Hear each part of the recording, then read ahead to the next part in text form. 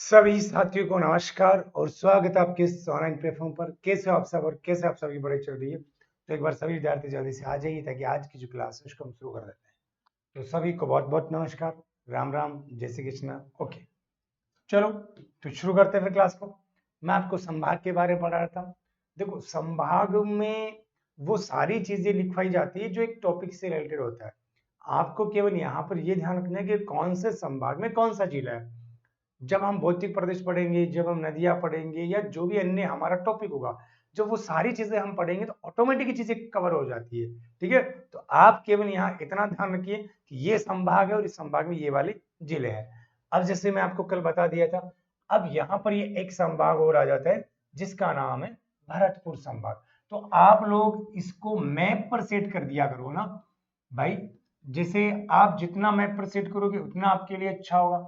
ठीक है, अब जैसे भरतपुर संभाग है तो भरतपुर संभाग में कौन कौन से आता है भाई? भरतपुर संभाग में एक तो भरतपुर आएगा, भरतपुर, धौलपुर, भरतपुर, धौलपुर, करौली, करौली, सवाई माधोपुर,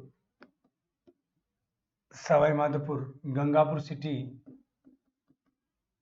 गंगापुर सिटी, और कौन सा आएगा? डीग आ जाएगा। कौन सा आएगा? डीग आ जाएगा ना। देखो, जो भरतपुर संभाग है ना, ये 3 राज्यों के साथ सीमा बनाता है। यह 3 राज्यों के साथ सीमा बनाता है। 3 राज्यों के साथ साथ सीमा निर्धारण। क्या आप मुझे बता सकते हो कि ये 3 राज्यों के साथ में सीमा निर्धारण कहाँ कौन कौन से करता है?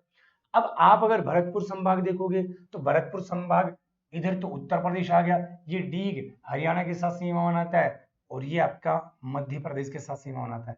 तो ये 3 राज्य कौन कौन से होगा? यूपी हो गया, एमपी हो गया और एचआर हो गया। एचआर बोले तो हरियाणा, यूपी, एमपी, एचआर। तो आप ज्यादा से ज्यादा मैप का यूज करिए ना। ठीक है, सबसे कम लिंगानुपात इसी संभाग में, सबसे कम लिंगानुपात, सबसे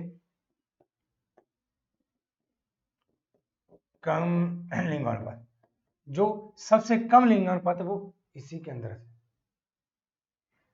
ठीक है, तो एक बार आप इसको लेके फिर आगे और बात करते हैं ना। देखो,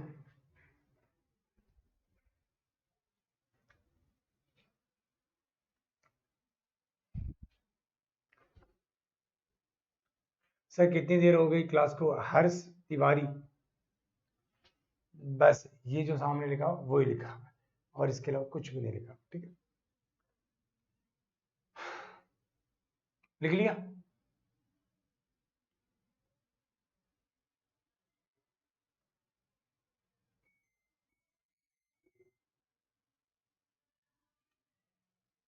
चलो, हो गया।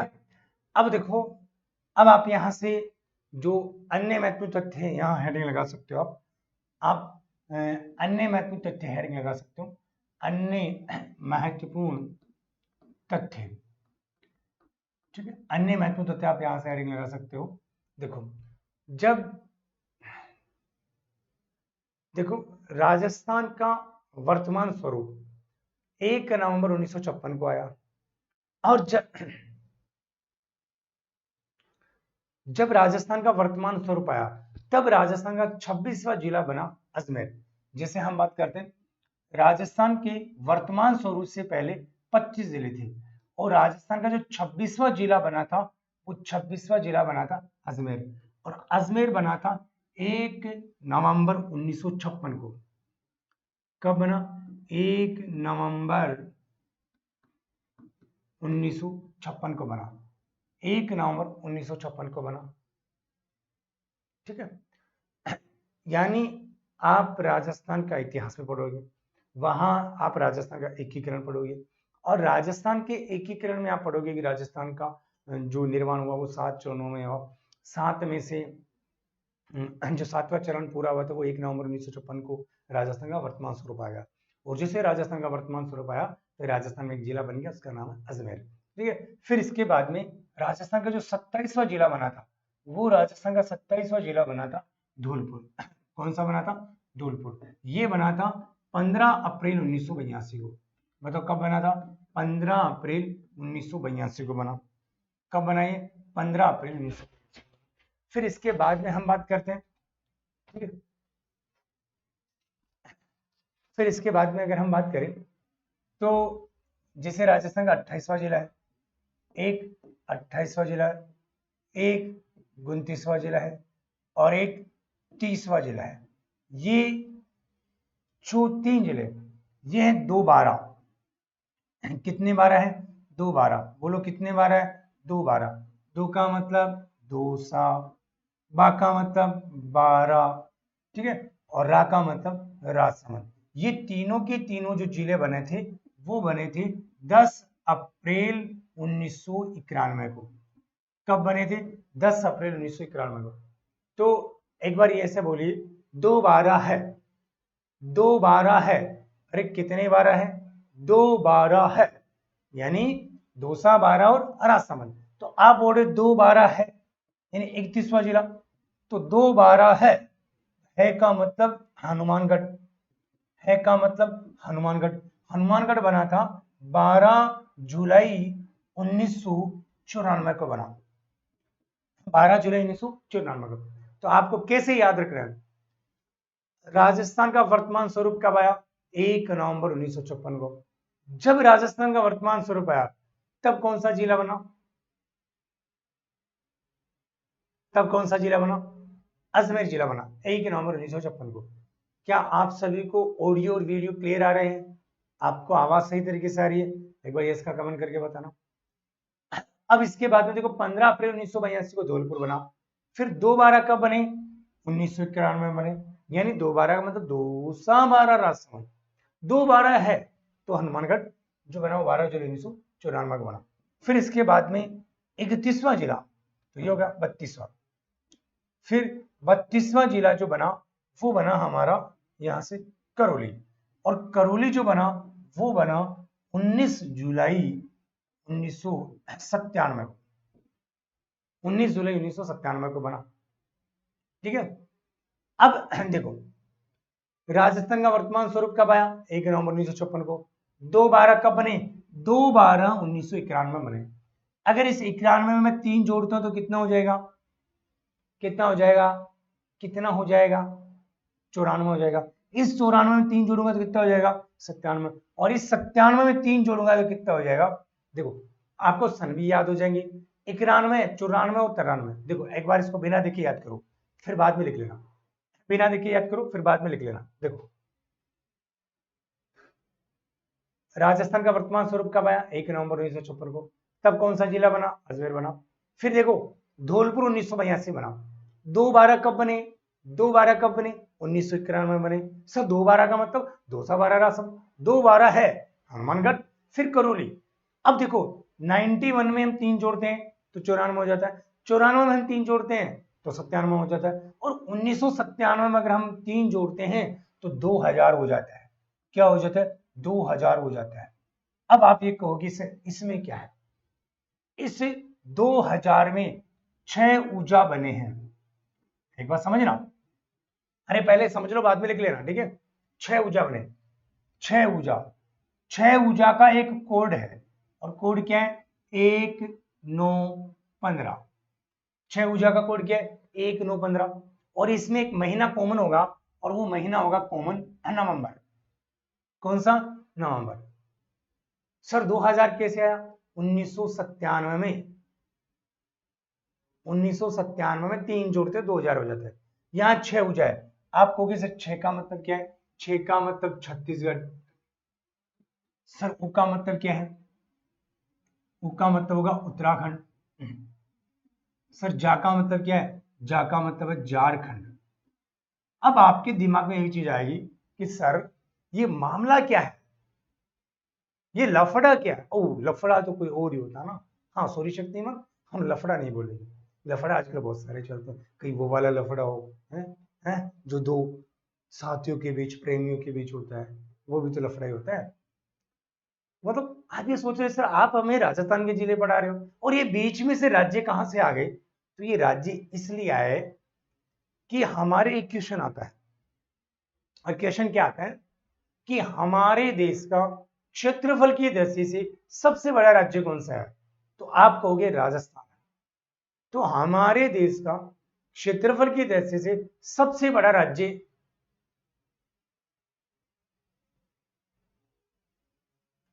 है ना। हमारे देश का क्षेत्रफल की दृष्टि से सबसे बड़ा राज्य राजस्थान है, और राजस्थान हमारे देश का क्षेत्रफल की दृष्टि से सबसे बड़ा जो राज्य बना था वो बना था 1 नवंबर 2000 को, है ना।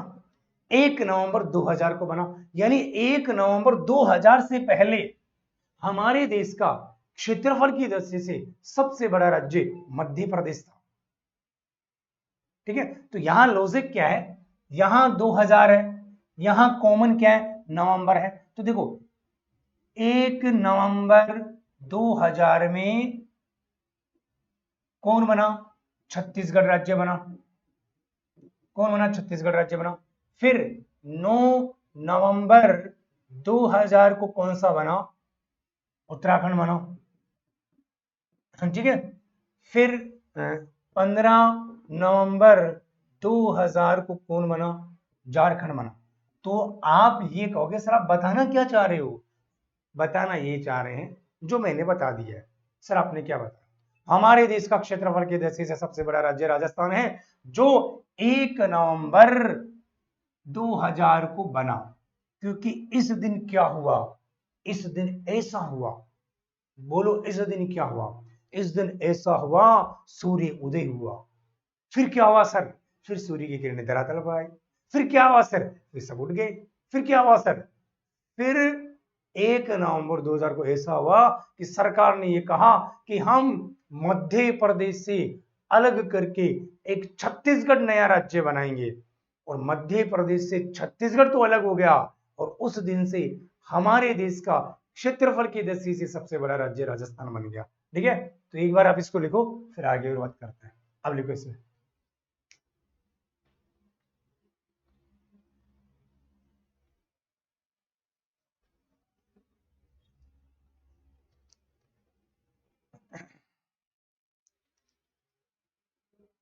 हाँ लिखो।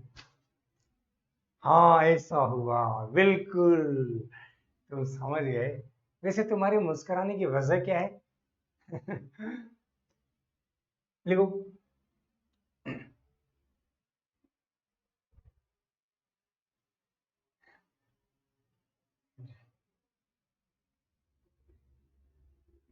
अच्छा अब आया समझ में, मतलब तुम्हें समझ में आ गया, वेरी गुड, ये अच्छी बात। तो वो तो हमें पहले से ही पता है कि तुम्हें समझ में आ जाएगा, क्योंकि तुम हो ही इतने होशियार पढ़ने में। हाँ, तो ऐसे अच्छे स्टूडेंट हर किसी को थोड़ी मिलते। मैं बहुत भाग्यशाली हूं ना कि भगवान ने मुझे इतना अच्छे स्टूडेंट भेजे कि जाओ और वहां पढ़ो, है ना। कितने आज्ञाकारी, सुशील, शानदार, है? कतई जहर नहीं नहीं नहीं नहीं नहीं, ये तो फिर जहर तो जहर ही हो जाता है। चलो लिख लिया इसको। अब आपको यहां कुछ नहीं करना, ये लिखवा दिए। अब ये जो लफड़ा ना, ये लफड़ा क्या है मैं आपको बता दूं। इस लफड़े को ऐसे लिख लो, और इस लफड़े के नीचे एक ऐसे नोट डाल देना, ऐसे नोट डाल देना। और नोट में ये लिखना है 1 नवंबर 2000 को 2000 को मध्य प्रदेश से, मध्य प्रदेश से अलग करके, अलग करके छत्तीसगढ़ नया राज्य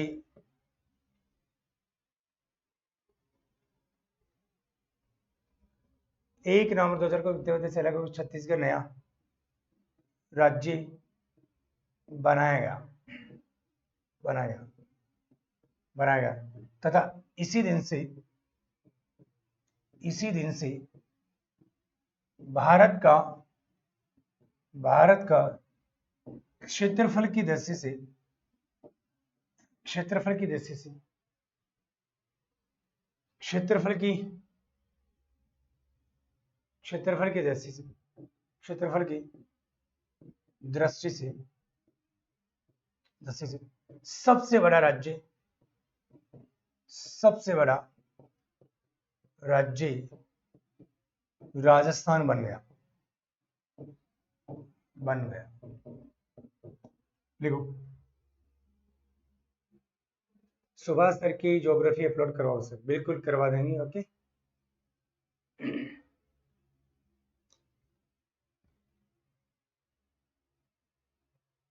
सर हमारी ज्यादा तारीफ मत करो, नहीं तो चूरू आना पड़ेगा सर ऑफलाइन क्लास में। यस, स्वागत है आपका चूरू तारानगर में ऑफलाइन क्लास में। आओ,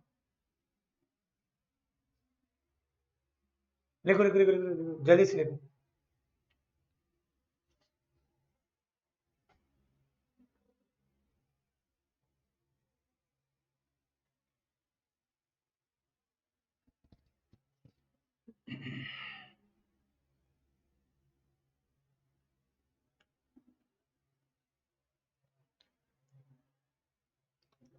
लिख लिया क्या?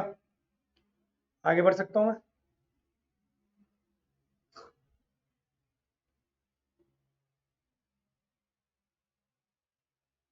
चलो, अब आगे बढ़ दूं क्योंकि काफी टाइम मैंने आपको दे दिया है। अब आगे की बात करते हैं। देखो, एक चीज यहां से है कि देखो, आप लिखते चलो फिर समझ में आएगा। लिखो, Rajasthan, Rajasthan comma great Britain से, ग्रेट ब्रिटेन से 1.5 गुना बड़ा है, 1.5 गुना बड़ा है। ओके, लिखते चलो, साथ साथ में लिखते चलो, साथ साथ में लिखते चलो। राजस्थान कॉमा राजस्थान नेपाल से, नेपाल से 2.5 गुना बड़ा है, 2.5 गुना बड़ा है। हाँ, राजस्थान कॉमा श्रीलंका से, श्रीलंका से 5 गुना बड़ा है। राजस्थान चेकोस्लोवाकिया से, चेकोस्लोवाकिया से, चेकोस्लोवाकिया से, अरे कहाँ है, चेकोस्लोवाकिया से 3 गुना बड़ा है, 3 गुना बड़ा है।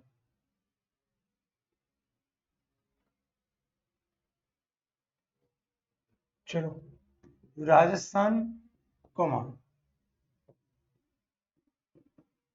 इजराइल से 17 गुना बड़ा है।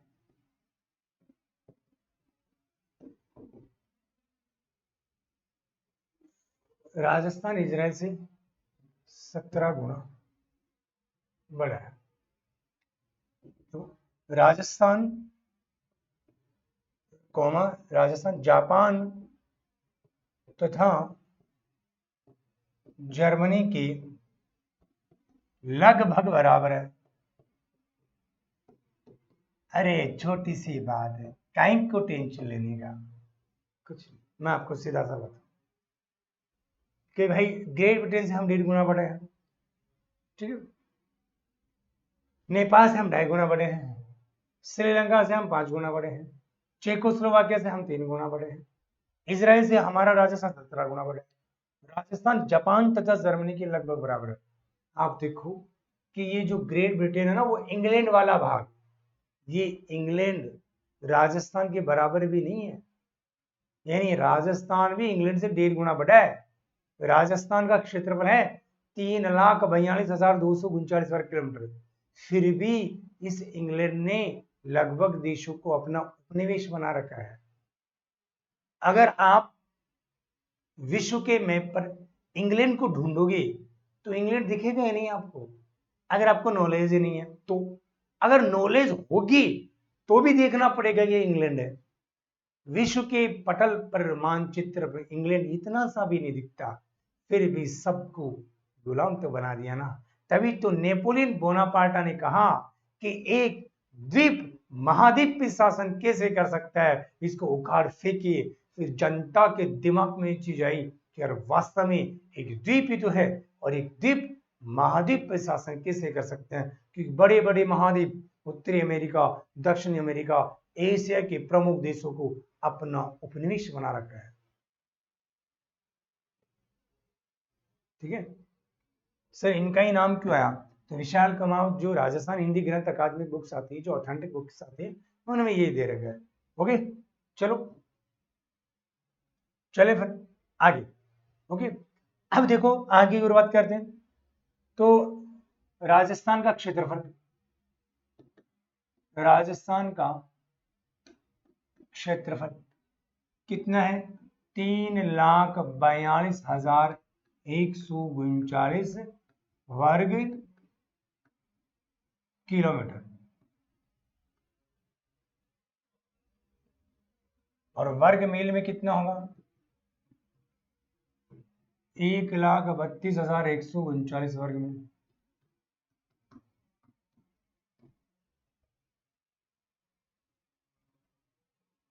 देखो राजस्थान देश का 10.41% भूभाग रखता है। वैसे राजस्थान उपनिवेश क्या होता है सर? उपनिवेश होता है गुलाम, यानी किसी के गुलाम, किसी के अधीन रहना। ठीक है, वैसे राजस्थान की आकृति क्या है? राजस्थान की आकृति, वैसे राजस्थान की आकृति, अपने इतनी बार राजस्थान को देखा तो राजस्थान की आकृति विषम विषम कोणीय चतुर्भुजाकार पतंगाकार। अच्छा 3 लाख, अच्छा चलो, अरे ये नीचे वाला लिखने में आएगा, सॉरी शक्तिमान, सॉरी सॉरी, 3,42,239। अरे सॉरी शक्तिमान, वो दिमाग में ही आ गया है ना, मतलब दिमाग में ही आ गया, उसके लिए माफी चाहता हूँ। 3,42,239 सही है। ये दिमाग में क्या है कि दोनों चीजें साथ में आ गई ना। जैसे मैं ये सोच रहा था कि वर्ग में लिखाने के बाद नहीं, ये वर्ग किलोमीटर लिखाने के बाद में वर्ग में लिखवा देता हूँ। तो 3,42,239 वर्ग किलोमीटर, माफ करना साथियों। ओके, है ना, लगता है दिमाग में कुछ ना कुछ तो याद आ रहा होगा, क्योंकि मन भी तो हमारे 3 होते हैं ना। एक तो वो मन होता है जो चेतन मन होता है, चेतन मन का मतलब उसकी याद आना, किसकी? उसकी। अचेतन मन का मतलब उसको भूल जाना, किसको? उसको, मतलब किताबों को जो याद करते हैं। अर्धचेतन मन, कभी याद किया तुझे, कभी भूला तुझे, है ना। तो मेरे दिमाग में क्या आ रहा था? 3,42,239 की जगह 139 लिख दिया। वैसे बोला तो मैंने 239 ही था।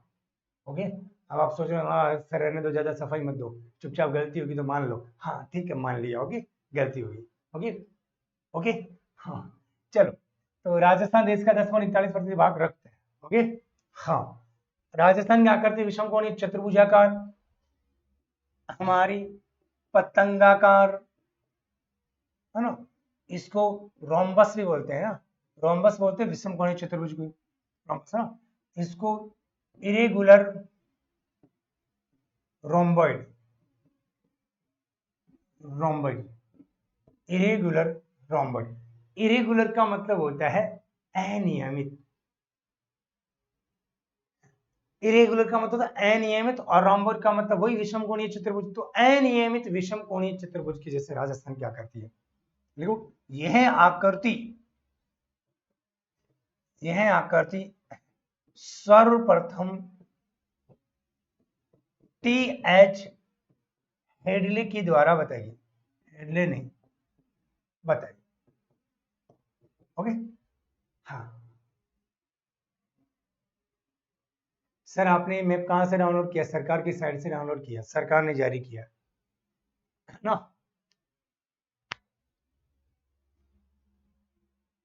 सर इंडियन ज्योग्राफी शुरू करो, वीरेंद्र सिंह सोडा, एक ने एक दिन इंडियन ज्योग्राफी भी शुरू होगी।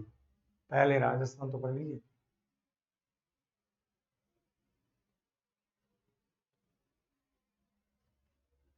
तुझको ना देखूं, चलो लिख लो।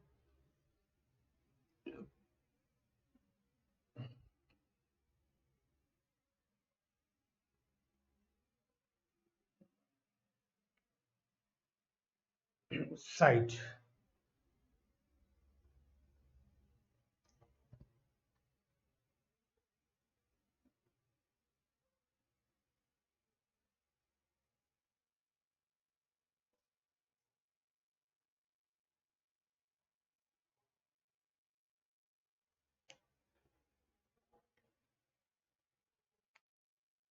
चलो आगे की बात करें। अरे यार ये इतना बड़ा कमेंट किया क्या है। एक मिनट मैं इसका कमेंट पढ़ लूँ कि क्या बोल रहे हैं। एक मिनट रुको ना।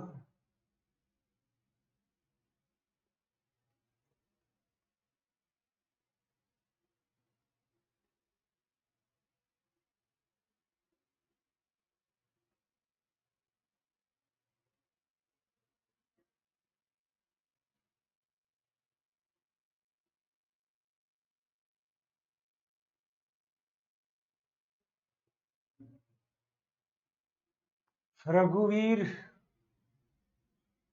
रघुवीर का एक कमेंट आया, बहुत बड़ा कमेंट आ गया। तो रघुवीर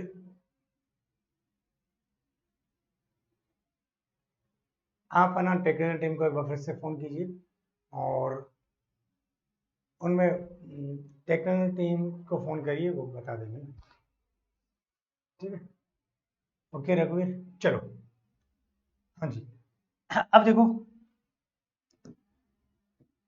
अब लिखो 2011 की जनगणना के अनुसार, जनगणना के अनुसार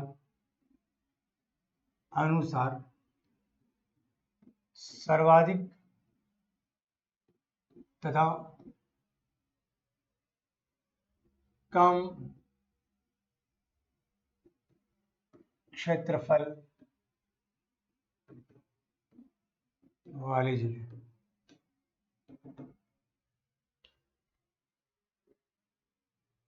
इतना बड़ा है क्या गुरुजी? अरे बहुत बड़ा कमेंट किया रघुवीर ने।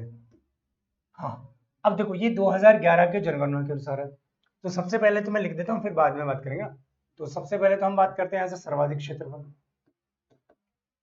सर्वाधिक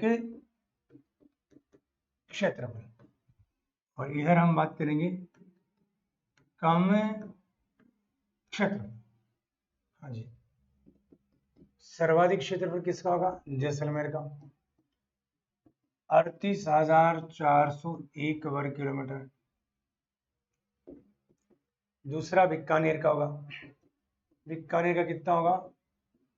30,247 वर्ग किलोमीटर होगा। तीन पर किसका होगा? बाड़मेर का होगा, बाड़मेर का 28,387 वर्ग किलोमीटर होगा, यानी 28,300। सबसे कम क्षेत्रफल किसका होगा? धौलपुर होगा, कितना होगा?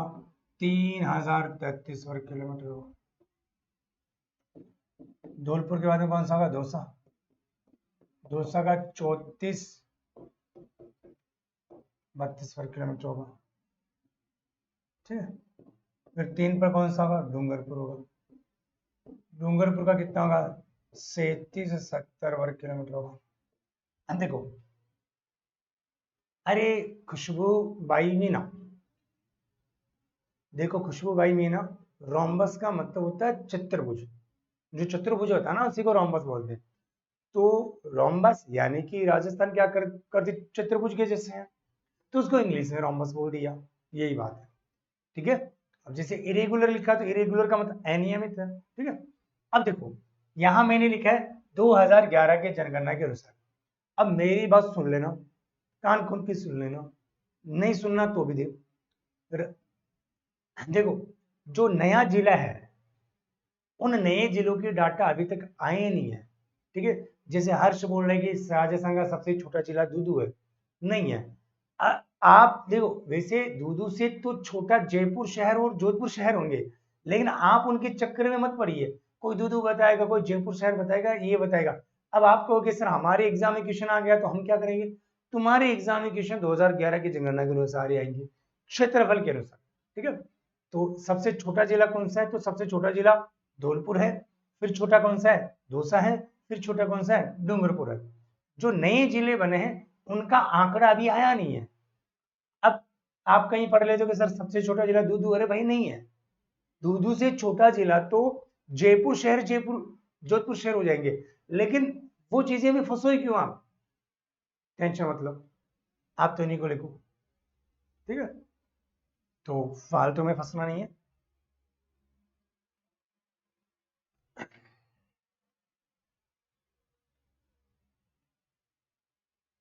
मैं तो चले चले जो हम। चलो, अब इसके बाद में हम आगे और बात करते हैं। अब हम नया टॉपिक शुरू करेंगे और नया टॉपिक है राजस्थान के भौतिक प्रदेश। नया टॉपिक शुरू कर दिया है, एक टॉपिक कंप्लीट हो गया है और ये है राजस्थान के भौतिक प्रदेश। राजस्थान के भौतिक प्रदेश। नया टॉपिक शुरू करने से पहले आप जिसमें लिख रहे हो उसमें एक पेज छोड़कर आप लिखें।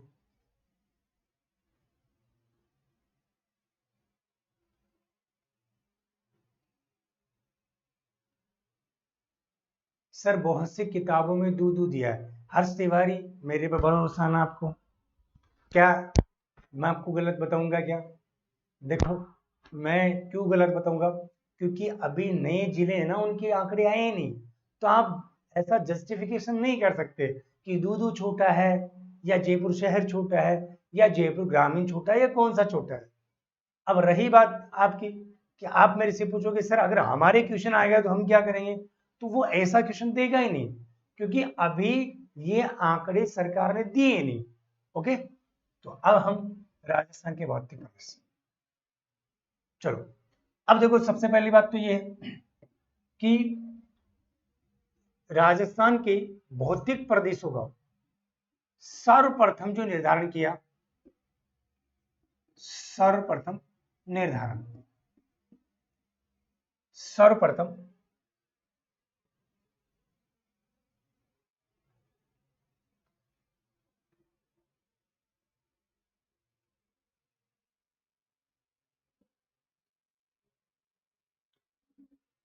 देखो, सर्वप्रथम निर्धारण राजस्थान के भौतिक प्रदेशों का जो सर्वप्रथम निर्धारण किया वो प्रोफेसर वीसी मिश्रा ने। वीसी मिश्रा ने 1968 में 7 भागों में विभाजित किया।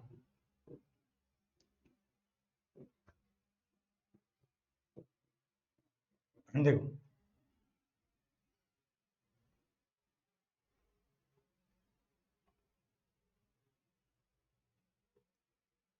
ठीक है, देखो वो कहते हैं ना कि राजस्थान के एक पेज छोड़ना है क्या? हाँ, एक पेज छोड़ना है। एक पेज छोड़ने के लिए इसलिए बोला ताकि आपको ये पता चले कि अब एक टॉपिक खत्म हो गया है और दूसरा नया टॉपिक शुरू हो गया है, तो एक पेज पूरा छोड़ देना। ठीक है, ओके। देखो, राजस्थान के भौतिक प्रदेश, राजस्थान के भौतिक प्रदेशों का सबसे पहले जो निर्धारण किया वो प्रोफेसर वीसी मिश्रा ने 1968 में राजस्थान को 7 भागों में विभाजित किया। अब आपके दिमाग में ये आएगी सिर्फ 7 भाग कौन से हैं, सारे पढ़ेंगे एक बार। नॉर्मल चीज जो बेसिक चीज है उसको पढ़ते हैं। फिर राजस्थान के दूसरा निर्धारण, जो राजस्थान के भौतिक प्रदेशों का जो दूसरा निर्धारण किया है वो किया है डॉक्टर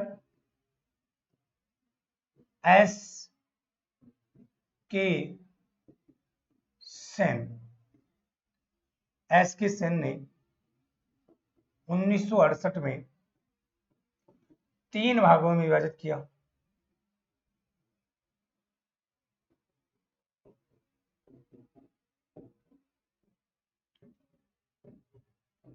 दूसरी बार निर्धारण किसने किया? देखो, एक स्टूडेंट का कमेंट आ रहा है, विशाल कुमाऊत है, वो ये बोल रहे कि सर उस टॉपिक में कितने क्वेश्चन आएंगे। तो विशाल कुमाऊत, एक बात मैं आपको बता दूं, आप जिसकी तैयारी कर रहे हो उसका सिलेबस देखिए और सिलेबस के अकॉर्डिंग पढ़िए। अब किस टॉपिक से कितना क्वेश्चन आएगा आप यही जानना चाह रहे हो ना? देखो, कंपटीशन एग्जाम में सारे टॉपिक पढ़ने पड़ेंगे। कंपटीशन एग्जाम में आपको कोई भी टॉपिक नहीं छोड़ना होगा। आप किसी भी टॉपिक को नहीं छोड़ सकते। आप कहोगे सर कैसे?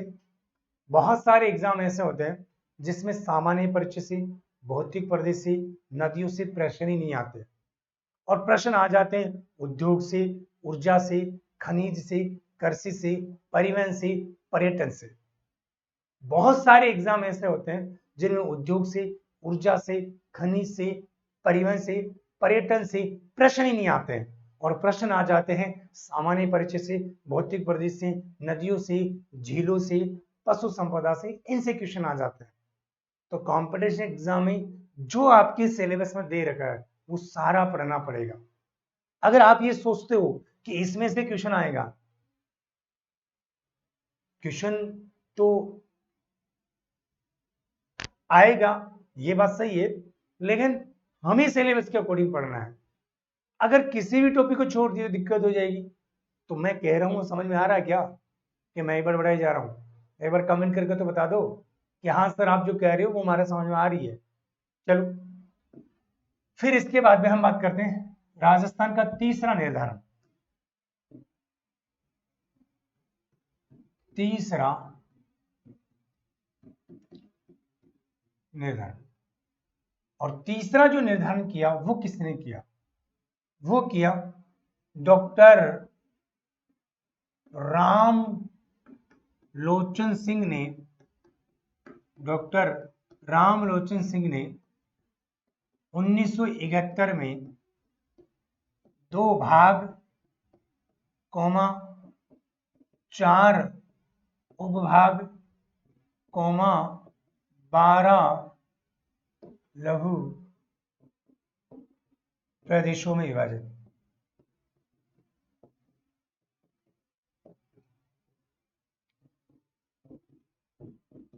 अब इसको लिख लो ऐसे कैसे। हाँ, तो आप जैसे बहुत सारे स्टूडेंट बोलते हैं हमारे को, कभी कभी बोलते हैं सर आपको तो इतने साल हो गए पढ़ाते हुए, आप हमें ये बताइए ना कि कौन से टॉपिक से ज़्यादा क्वेश्चन आएंगे। फिर वो पहले तो हमें भावुक करते हैं और हमारी उपलब्धि को हमें बताते हैं कि सर आपको बहुत साल हो गए पढ़ाते हुए, आपको बहुत एक्सपीरियंस है। देखो बहुत एक्सपीरियंस है वो मैं आपको बता रहा हूँ, है या नहीं उस पर छोड़िए, लेकिन ये सत्य है कि किसी भी टॉपिक से क्वेश्चन आ सकते हैं और किसी भी टॉपिक से नहीं आ सकते। तो पढ़ना सारे पढ़ने, ठीक है। अब बहुत सारे स्टूडेंट ये बोलते हैं सर उद्योग, ऊर्जा, खनिज सबसे ज्यादा मस्त है। अरे भाई बहुत सारे पेपर ऐसे हैं जो कि उद्योग, ऊर्जा, खनिज से एक ही प्रश्न नहीं आया और बाकी सामान्य परिचय, भौतिक परिचय से आ गया, और कभी कभी इनमें से प्रश्न नहीं आता उनमें से आ जाता है। तो अब आपको सीधा सीधा समझ में आ गया कि भाई दया यहाँ तो गड़बड़ है, यहाँ तो सारा ही पढ़ना पड़ेगा, कोई छोड़ ही नहीं सकते। चलो लिखो इसको।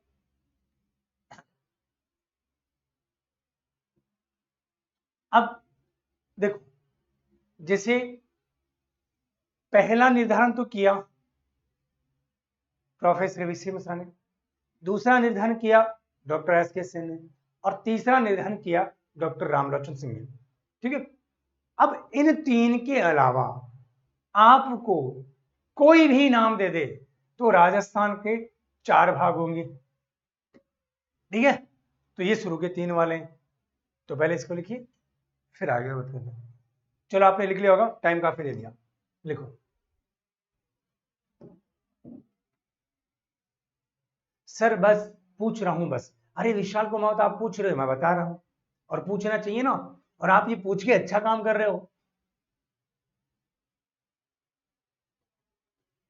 लिखो भाई, कम से कम लिखो डॉक्टर हरि मोहन, हरि मोहन सक्सेना ने राजस्थान को मुख्यतः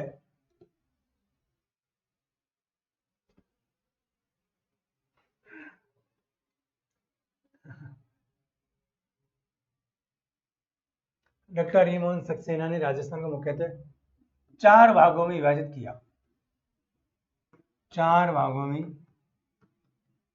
विभाजित किया। अब ये 4 भाग कौन कौन से? सर लिखने तो दो। अरे यार आप ही बताओ, इसको लिखने के लिए मैंने कितना टाइम दिया आपको, अब भी आपने नहीं लिखा। हाँ?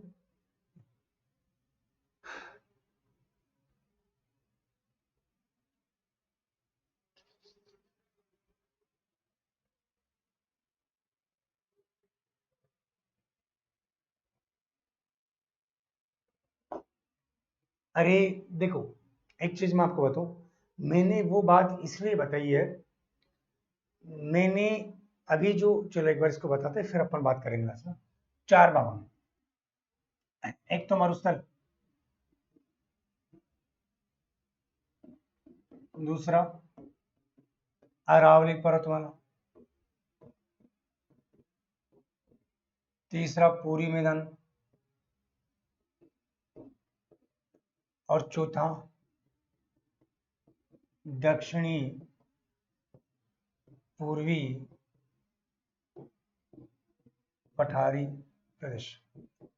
आज के लिए हम इतने ही पढ़ेंगे, बाकी का हम पढ़ेंगे कल, क्योंकि इस नए टॉपिक को कल से शुरू करेंगे।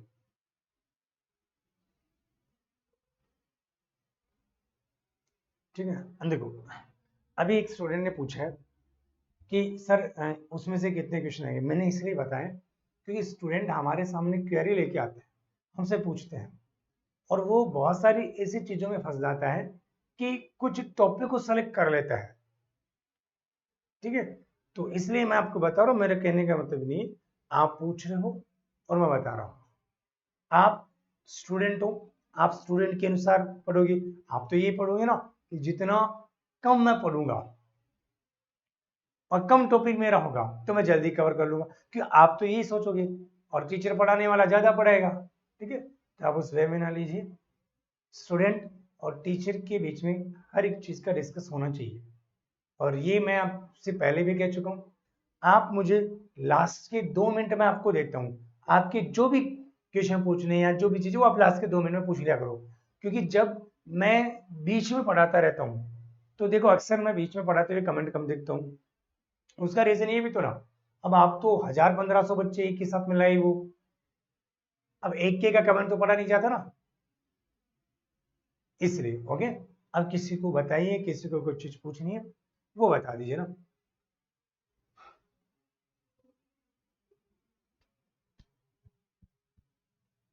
और रही बात याद करने की, तो याद तो करने से चीजें याद होगी। वो कहते हैं ना, कोशिश करिए हल निकलेगा, आज नहीं तो कल निकलेगा। जिंदा रखिए खुद को और उन तमाम कोशिशों को राह दिखाइए जो आपको आपके लक्ष्य तक लेके जा रही है। और आपके लक्ष्य तक ले जाने वाले ये नोट्स, ये बुक्स, यही होना है। ठीक है, तो और बताओ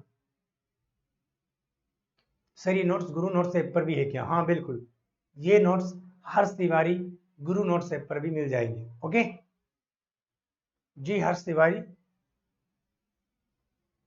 सर ज्योग्राफी का अभी तक पुराना पैटर्न ही चल रहा है। देखो दशरथ सिंह, ऐसा कोई मतलब इसमें पुराना नया वाली कोई चीज है ही नहीं, आप पढ़ लीजिए। 1000-1500 कहाँ सर? सामने स्टूडेंट,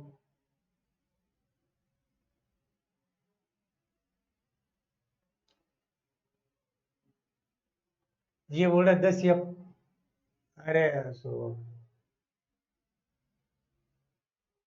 कुछ कमेंट करते भी तो नहीं है सर। मान्यता किसको ज्यादा मिली है? वैसे सभी को मान्यता मिली है अपने आप में से, सभी को ज्यादा मिली है मान्यता, तो सेंस है। विशाल कुमार, सभी एक जैसे है ना। ओके,